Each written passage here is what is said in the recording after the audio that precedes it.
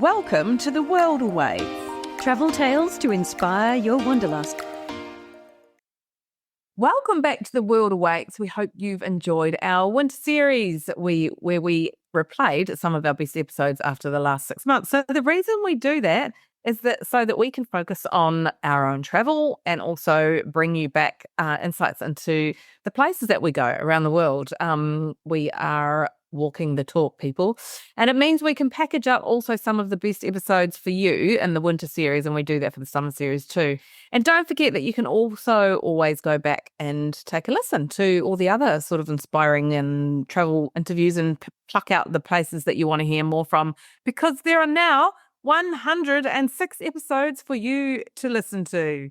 Yeah, amazing. Yeah, so good. So as Kirsty, you've just mentioned, we've both been back on the road. So buckle up because I'm going to give you an update on Cairo, where I'm just back from. And but first, tell us a little bit about your travels over the last 4 weeks, Kirsty. Yeah, so I went to Semri, where we stayed at this stunning property called City Angkor Bayavani, which is about a 10-minute drive from Angkor Wat, which is just, to be that close and stay in this just gorgeous, luxurious property and be so close is just, I felt it was so privileged to be there. And then we went to Korong, which is to an all-inclusive private island resort called Songsa. So this is in a gorgeous little private island off the coast of the mainland of Cambodia. And it was an island, it's actually an island off an island. And this tiny little island was actually completely covered in rubbish 20 years ago. And a woman, an Australian called Melita Kulmandis, actually bought the island for 15,000 US dollars, and she's transformed it into Cambodia's first dedicated marine reserve. And it is like, you literally, when you're there, you feel like you are the only person. It feels like your private island. It is just remarkable. So we will talk about that later on. I love that story. It's such a great story. And you're going to tell us some more about those places in more detail in upcoming episodes. So stay tuned. But first, we have some super exciting news. We have a winner for our Thai giveaway, our Thai holiday giveaway. So we're so excited. Just to recap, celebrating our 100th episode. Yes. And as to help us celebrate, Avani Hotels and Resorts generously gave us a tropical holiday in Thailand to give away to one of our lucky listeners. 4 nights at Avani Plus Khao Lak. There were transfers from Phuket Airport, breakfast and dinner, and a Muay Thai boxing class as well, which we just chose, when in Rome and all of that sort of thing. Yeah, absolutely. God, I'd love to do that. And if you are listening on playback and you're not listening, as we're going to air this week, then there will obviously be other giveaways at a later date too. So make sure that you follow us on Instagram at the World Awaits podcast, and we'll also put a link in the show notes, because then you can make sure that you can, enter other competitions. So keep listening to the end of this episode to find out who won that fantastic tropical holiday. Right. So back into it, kicking off, we have a list of things Australians are leaving in the back of Ubers on their travels and at home. And if you ever felt bad for leaving behind a bag, a backpack, headphones, or a phone, don't, because a whopping 5,485 Androids and more than 3,000 iPhones have been left in Ubers in the past 12 months. Now, the stats also show that Sydney is the most forgetful city in Australia, followed closely by Melbourne, or at least those who are in Sydney or Melbourne at that time. And we're also most forgetful on Saturdays. I wonder if it's because alcohol's involved. But some of the most unusual things to be left behind included a Steve Irwin toy and an esky full of crabs and get this, a sword, and 12, I don't know how they know this amount, but it obviously had it written on the front, but $1,200 worth of meat and a raffle winning, and a vibrator. They were among the things that were left behind. Oh my God, I love that. Other unforgettable forgotten items include the keys to somebody's Lamborghini, impressive, hair extensions, which is a little bit ew really, a kung fu belt, and a clown had misplaced their nose. There was also a cooked chicken, a bachelor's handbag, a bottom denture, which is going to make eating the cooked chicken kind of tricky, a massage table. How do you get a massage table behind? They're huge. A cat scratching post and an electric donut maker. So I don't know who's carrying around an electric donut maker, but I need to know, Kirsty, have you ever left anything in an Uber? Look, I don't have no fun stories about this. My hubby did actually leave his phone once, which I've hit him up about all the time because he never leaves anything behind. Like he knows where everything is. He even knows where everything of mine is. So it was really funny when he did do that. Well, not funny, haha, but not for him at the time. But we didn't see it again. So, but in saying that, it was years and years ago, and it was sort of quite early in the Uber days, and I can't remember him trying very hard to get it back. Oh my God. You guys are like not human, are you? Because I cannot believe that you've never lost anything. I mean, I am appalling, even but my family is like just in shock constantly. I did leave my phone in an Uber one night. It had fallen out of my bag. And this is where I lose a lot of things like this. Things fall out of your bag. You don't see it on the floor in dim light when you're getting out. You know, you've got a black phone and a black car interior. I find that really tricky. I was jumping out of Southern Cross Station. Amazingly, the driver came back to where he dropped me and returned it, which was just phenomenal. So I did actually get it back. yes. But the same thing happened to me on a flight. I was going to KL airport and the next passenger found it. Again, black phone, black seats. The guy jumped in and realized that he was, sitting on my phone, found it, contacted me, and then he never sent it on to me. And the thing was, I knew who he was. He was a pilot for a low-cost carrier. And I stalked him. And I was like, please return my phone, please return. And he just never bothered to send it back to me. He said, oh, yeah, totally, I'll send it back to you or I'll be flying into Melbourne and I'll drop it off. Never dropped it back, the mongrel. But I mean, actually, if you do, I think that things have changed a bit now. If you do leave something behind, you can call the driver directly because you've got their number. Otherwise, you can roll the dice and go to Uber's help page and you tap the activity. Select the trip and scroll to find lost item. Then you can reach the driver there as well. Of course, this doesn't actually work if you don't have your phone. Yes, yes. And you actually reminded me of one story, but it's not in an Uber, but when you were talking about on the plane. So at the airport, I actually was on a plane and I had my earpods and the plane was a really bumpy ride and they flew out of my handbag and they went flying up the seat, or, up the plane, right? And so I tapped the person in front of me and said, "Oh, have you got my AirPods? And can you see if they're there?" And she was like, "No, but I saw a lady up the front, further up, pick them up." So I sort of had this trail of trying to find where they were. And then at the end, I said to the woman, "Can you just tap that other lady and ask her where they are?" So we had this kind of recession of people tapping people saying, "Hey, you've got her AirPods." And this lady's like, "No, I don't. These are mine." And she claimed they were hers. So what I did is I took my phone up to her and I said, "Can you just open them?" And I'll just hold my phone out. And she opened them and it said Kirsty's Kirsty's AirPods. So she got busted. So she had to give them back to me in front of everyone, and it was rather embarrassing for her, but there you go. So that was that story. But back to the Ubers, and moral of the story is if you're in Sydney on a Saturday, double and triple check before you get out of an Uber. And don't nick Kirsty's earbuds.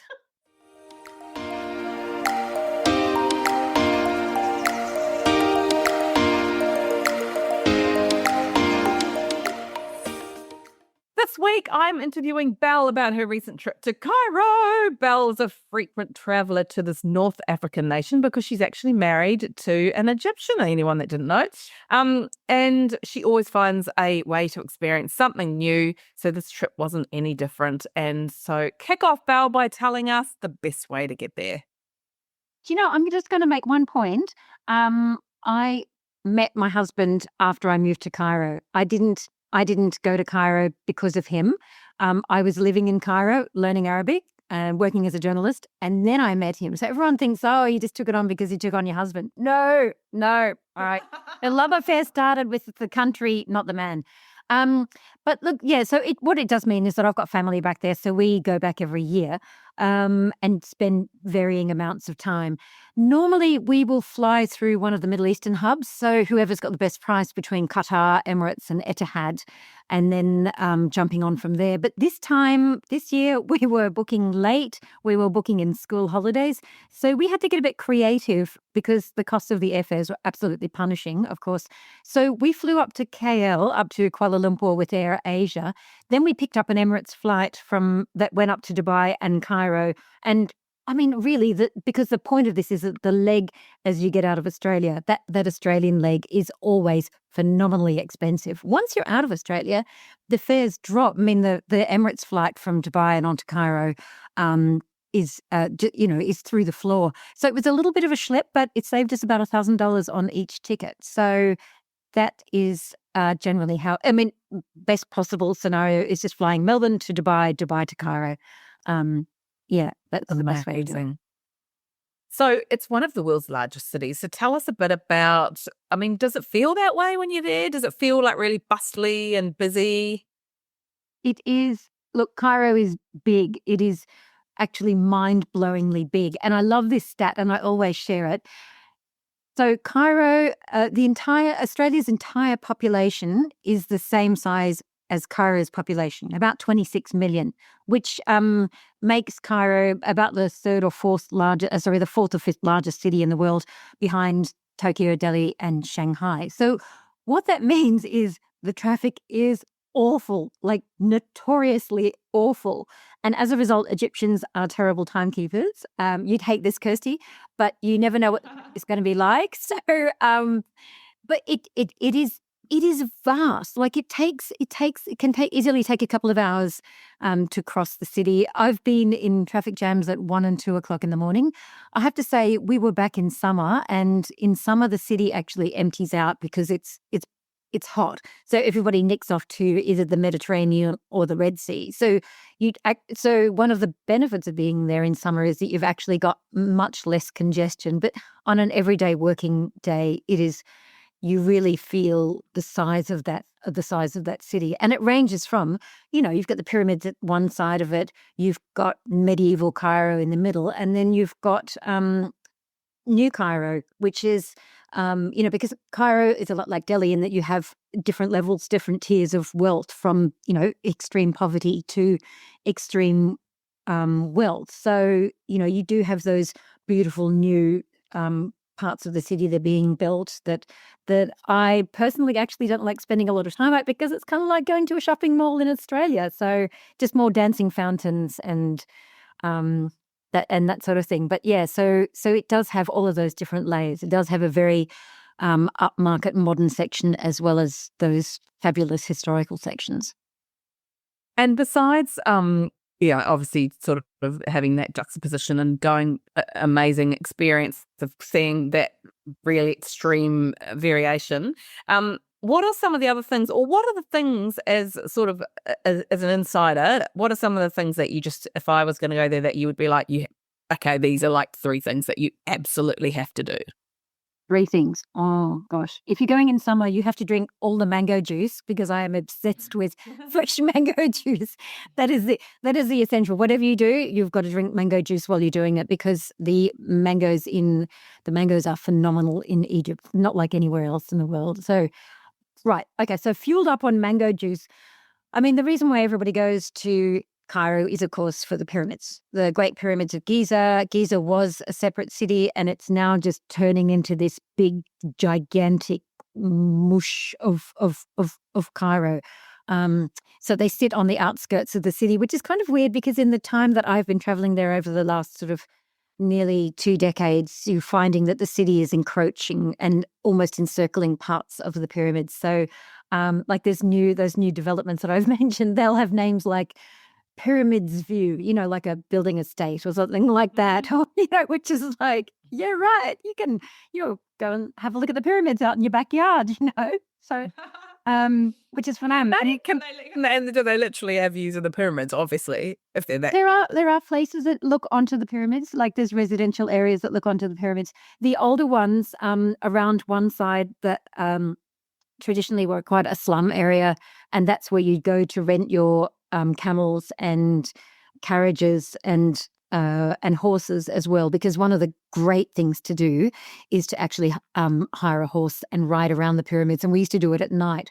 It is not safe. Can I say, don't gallop through the desert at night around the pyramids, because when you do it in daytime, you think, oh my goodness, I could have killed myself. But it is an exhilarating thing to do, is to ride around the pyramids. That side of it, people are from some of the lowest socioeconomic stratas of Cairean life, and they look at the pyramids. Phenomenal. That is being bulldozed and being built out now, and you're seeing a lot more development in that area. So your three things to go to the pyramids, to go to Cairo, I would say pyramids. I would put Shara El Moez, which is medieval Cairo, and I'll come back to that a little later on. And then the museums, because the museums are intrinsically connected to how you understand and interpret the country. Mm. Amazing. And so on those museums, let's just talk about them. So the Grand Egyptian Museum, or GEM, everyone, I mean, we've been hearing about this for so long, and about how when it's going to be opening and what's going on in there, and what's in there really. So what's happening with that?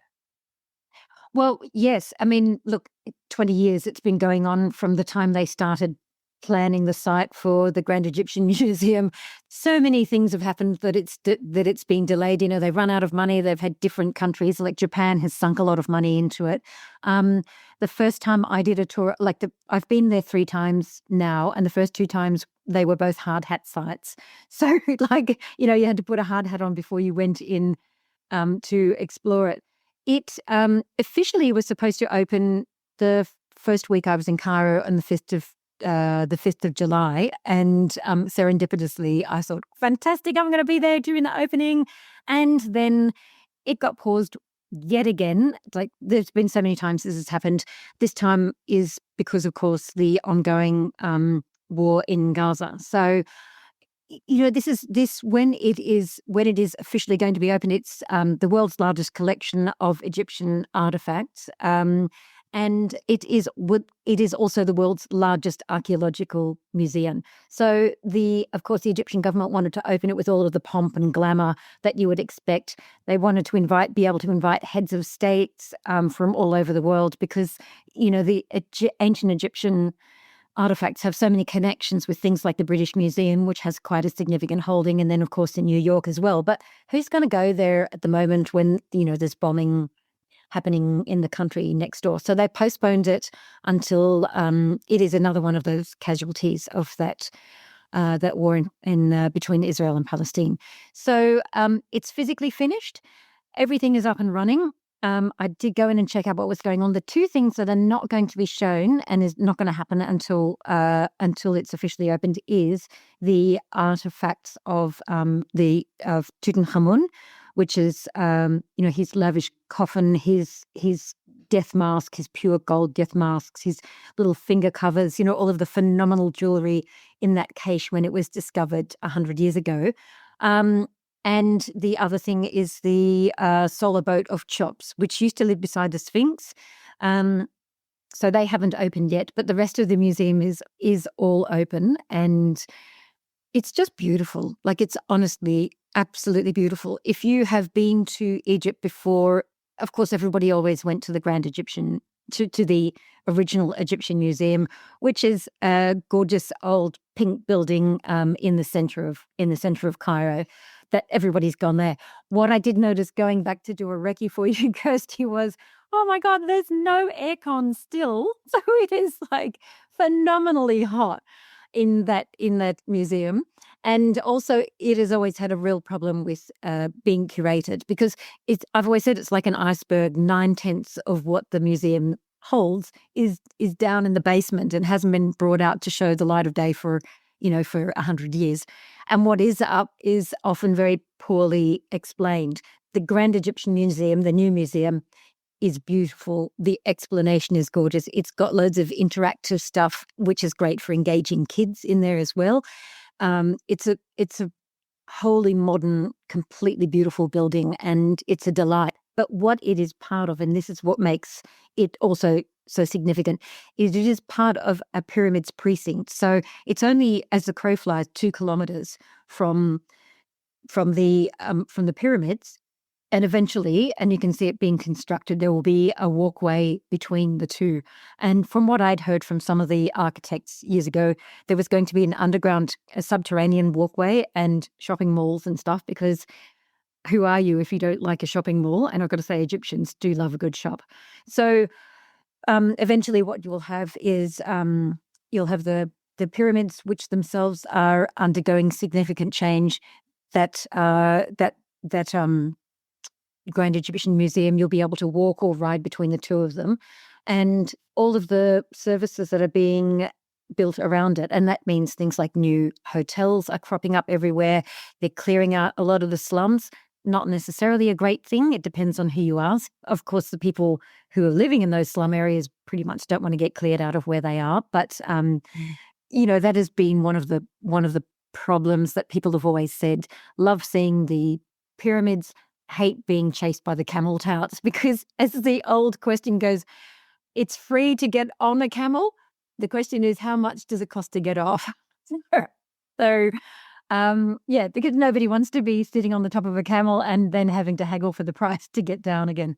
So, yeah. So when you go into the pyramids themselves now, what you will notice is that there are new gates as well.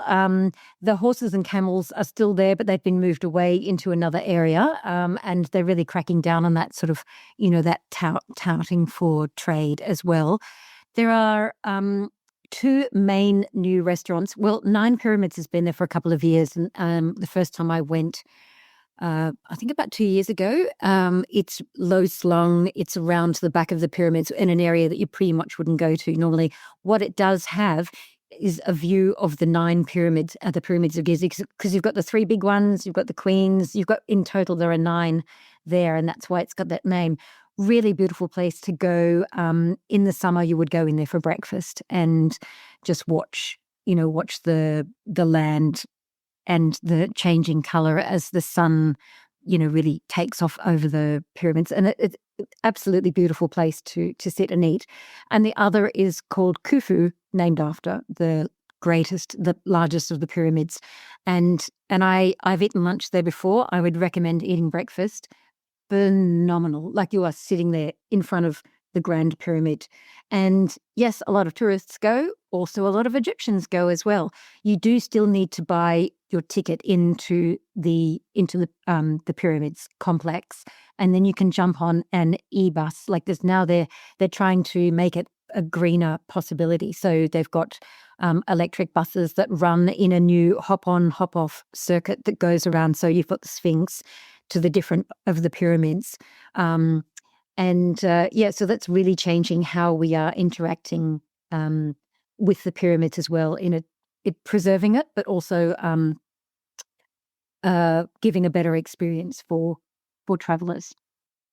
Okay, so Belle, let's just clarify, what are your top 3 things to do in Cairo?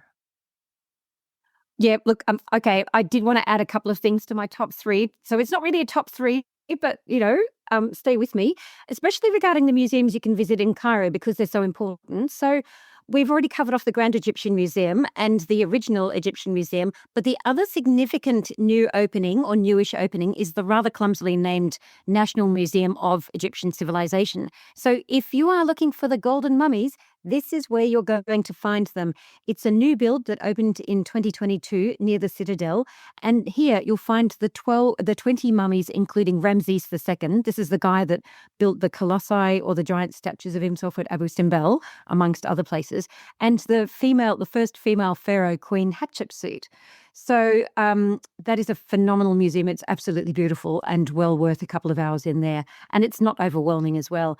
And the others on my top 3 things to visit would include a walk through Coptic Cairo. And this is the birthplace of Christianity in Egypt, which still has about 15% of the population is Coptic Christian. So here you wander through these tiny mazes, and beneath a tiny, tiny church is a place where the Holy Family is said to have sheltered on their flight to Egypt. It's just an amazing little microcosm in its own right, and absolutely densely packed. It's a neighborhood densely packed with churches, and there's a couple of museums and just this tiny little labyrinth. It's really Cairo, Coptic Cairo is fabulous.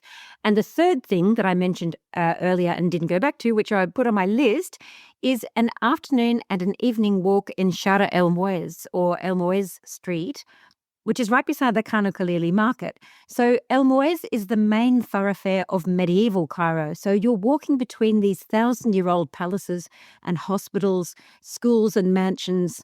I would go in the afternoon, as entrance to those mansions and palaces closes at 4 p.m. And then after that, I go up to one of the rooftop mango cafes for a cold mango juice, because essential, and wait, because at dusk, all those monuments are floodlit with coloured lights for one of the most beautiful displays in the city. So a walk through here is absolutely unmissable. Amazing. And so just on a a day-to-day basis, when you're cruising around, how are you? Are you back to our old Uber friends? Are you obviously not leaving your mobile phones and Ubers, but what are you doing? Are you getting the Ubers around, or how are you? What's the mode of transport? Given, I mean, obviously, I don't know how if Uber would be a great option given the traffic that you mentioned. I know, yeah. Well, look, there is a massive metro scheme you'll see across Cairo being built, which eventually will link up with the airport with key destinations. There's also a metro station right opposite the Grand Egyptian Museum, and that is going to be phenomenal because that's built. You'll just see these metro towers. It's going to be a what do you call it? Like an above ground metro system, and that is going to be linking the whole of Cairo up over the next few years. And when that happens, it's going to be great. There is already a metro train system that runs that is very heavily used, but so you can use that as a tourist. I was using Ubers. I don't use the taxis anymore. There was, they really not that safe, I don't think. Not for, I mean, I travel a lot of the time. I'm on my own, like I'm solo when I do a lot of my exploring. So I do use Uber in Cairo. It's also got DD runs there as well. So what it means is you can simply use your regular account. So there's no mucking around with foreign currency, using your credit card or anything like that. You just pay through the app like you normally do at home. It is phenomenally cheap. So my trips across the city, which might be like 45 minutes in across, never more than a few dollars, and always tipping the drivers, not in the app, but outside the app. So a cash tip is preferred because people are really doing it tough in Cairo at the moment, in the whole of Egypt at the moment. So, lastly, tell us a bit about its rating on Smart Traveller, and also, I mean, outside of Smart Traveller, how safe it sort of feels to be. I mean, obviously for you, it's a bit of a different experience because you have family there, and you know the area really well. But for people who are wanting to go right now, is it something you would suggest, and is it an option? Yeah, the rating for the Smart Traveller rating for Cairo and the Nile, all the way down to Luxor, Aswan, Abu Simbel, so the main tourist areas, is at level 2, which is exercise a high degree of caution, which is the same as France, can I point out. The US just dropped their travel warnings against Egypt again just recently as well. So there are some areas like North Sinai, which is on the border of Gaza and Israel, is of course a total red zone, a no-go zone. But honestly, it would be rare that you would have tourists going there anyway. So you would stay well away from those areas. Look, I had no dramas. I mean, Egyptians are devastated by what's happening in the country next door. They've been taking Palestinian refugees since 1948. So, and so they are well aware of what's happening there. But look, the thing that Egypt relies on for its foreign income, there's two things. The first one is the Suez Canal. Hello, Houthi rebels. Can I say, this is such an important revenue raiser for them. It's the connector between Europe and Asia. And I'm sure that there are listeners who have cruised through the Suez. So that's not really doing a whole lot for it. The second highest earner of foreign income in Egypt is tourism. and nothing kills tourism faster than war. So it sounds, ridiculous putting tourism and war into the same sentence. But tourism is what feeds 1 in 10 Egyptians. So, yeah, it's not great for them at the moment.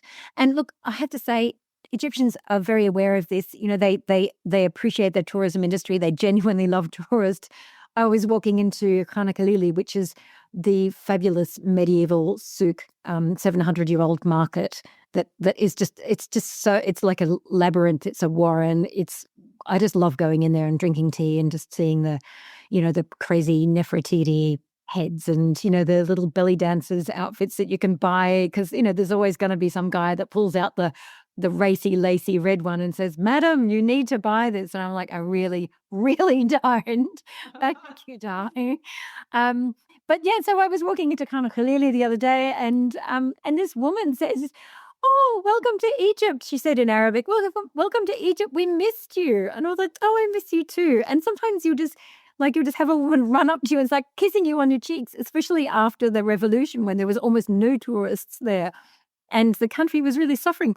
Women would just come up and give you big smackers on the cheeks and say, "Thank you for coming." And you're just like, "Oh, gorgeous." I mean, seriously, the pleasure is all mine. So, they've had hard times, but while this war continues in Israel, they're going to continue having hard times. But it's really lovely to really feel so welcomed and I do feel safe when I'm traveling there, even, before I understood it so much as I did. Yeah. I think there is a genuine concept of Arabian hospitality that is still existent in Egypt. Amazing. I love that story. Thanks so much for your insights, Belle, into Cairo. And you can see more on Belle's website, which is globalsalsa.com. And we'll put a link to her website and Instagram in the show notes, and also on our website, which is theworldawaits.au. If you'd like to help support our production costs, you can buy us a coffee at coffee.com/theworldawaits. That's ko-fi.com/theworldawaits, so we can continue to bring you inspirational travel interviews with the world's best. And right now to the news you've all been waiting for. Our winner of the Thailand holiday is Peter Holt. Thank you.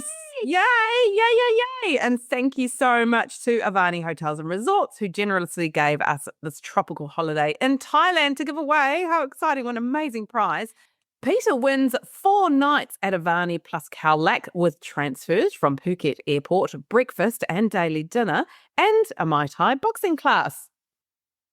Huge congratulations to Peter, and a big thank you to Avani Hotels and Resorts, and also Barking Owl Communications, who've made this fabulous giveaway possible. So we'll be contacting you, Peter, as this episode drops. And for those who are listening on playback, follow us on Instagram for other great giveaways at The World Awaits podcast.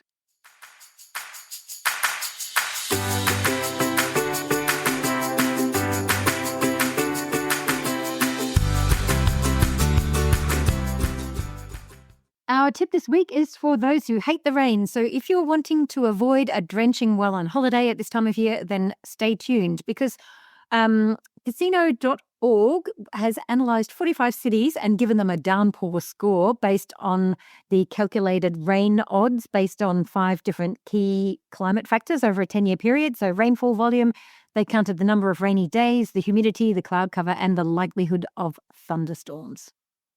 And for the many thousands of Australians who are heading to Bali between now and the end of August, when this downpour score applies, your chance of getting drenched is 1 in 5. Well, in Siem Reap, it's 97%. And because we just came back from that, I have to say it did rain. But thankfully, like most, places in Southeast Asia, it does sort of just only rain late in the afternoon. And I don't mind that because it's so humid. And then you just get a bit of a downpour and then you're back into it. And also, when we were there, we went out, the boys went out in quad bikes and we were cruising around some gorgeous little villages. And look, not the best way to try and see it when you're getting completely drenched, but they absolutely loved it in the rain. Oh, that sounds too good. Ho Chi Minh City experienced 65 rainy days between June and August, which was the most on this list. That is rain 2 out of every 2 or 3 days. You were just there as well, weren't you, Kirsty? Yeah, it was, and we were also rained on. So, we were only there for 2 days, but yep, got wet. And again, but it was just really late in the day, and it wasn't a huge downpour, so, yeah, it wasn't too bad. But how about Egypt, Belle? What was it like when you were there? Well, yeah, it is currently high summer in Egypt, and it is hot, hot, hot, between 35 and 40. And then it was actually getting hotter the week that we left. It was going into a heat wave. So above 40, but it's a really, really phenomenally dry heat. It is the desert after all. It gets even hotter in August, and it's getting hotter every year as well. They tend to get their rain in winter. And even then, though, it's a few centimeters. So the only umbrella you will need is a sun parasol. But in comparison, some other places that you'll get a drenching are Mumbai with an 87% chance of a soaking, and the Maldives at this time of year isn't much better at 86%. Do you really need to worry if you are just spending your whole time underwater? Does it matter if it's raining? Yeah, exactly. Asking for a friend. Colombo, Phuket, Bangkok, and Orlando are also pretty much guarantees of needing a brolly. Yeah, and look, I'm surprised Auckland isn't on that list because you basically need to get around in full wet weather gear and gumboots at this time of year. I mean, seriously, it's just like not even a short tropical downpour because it's definitely not tropical. It's buckets down all day long. So I would personally avoid Auckland in winter time. Oh my goodness, I lived in Dublin years ago, and I was out hiking most weekends. And can I say, if you didn't get rained on, it was a surprise. But on the flip side, try Dubai, Los Angeles, Johannesburg, and Rome if you want to stay dry. We were basically on the opposite ends of the spectrum there, weren't we? You are nearly 13 times less likely to get rained on in Dubai than in Siem Reap. So, choosing your holidays wisely. And Broome and the Gold Coast are amongst the driest locations in the entire index, and both within Australia. So, in fact, you are more likely to stay dry there than in Bali or Fiji. So, there's a reason to holiday at home. And we will put a link in the show notes to the full list.